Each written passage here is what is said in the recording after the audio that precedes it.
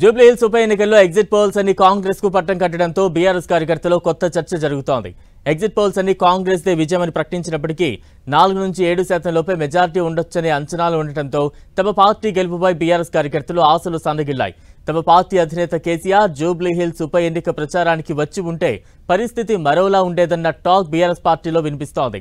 వాస్తవానికి Jubilee hills ప్రజలు తమ వైపే ఉన్నారని, అయితే మరింత పటిష్ట వ్యూహాన్ని అమలు చేసి ఉంటే ఫలితం వేరేలా ఉండేదన్న చర్చ బీఆర్ఎస్ లో జరుగుతోంది.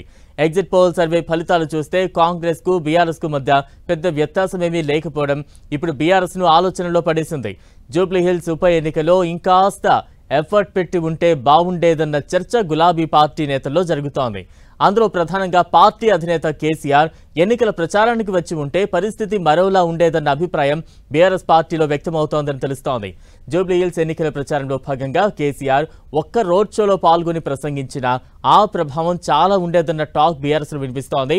అలా కాకపోయినా కనీసం కేసీఆర్ చేత జూబ్లీ హిల్స్ ప్రజలను ఉద్దేశించి మాట్లాడించి ఒక చిన్న వీడియో సందేశం ఇప్పించినా బాగుండేదని అంటున్నారు.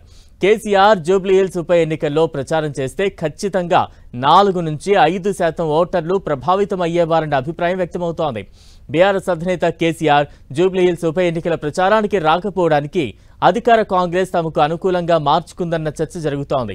కేసీఆర్ ఓటు అడగనప్పుడు వాళ్ళ అభ్యర్థికి ఓటు వేయాల్సిన అవసరం ఏముందన్న కోణంలో రేవంత్ రెడ్డి లేవనెత్తిన పాయింట్ కాంగ్రెస్ కు కలిసి వచ్చిందనే గుసగుసలు బీఆర్ఎస్ లో వినిపిస్తూ ఉన్నాయి.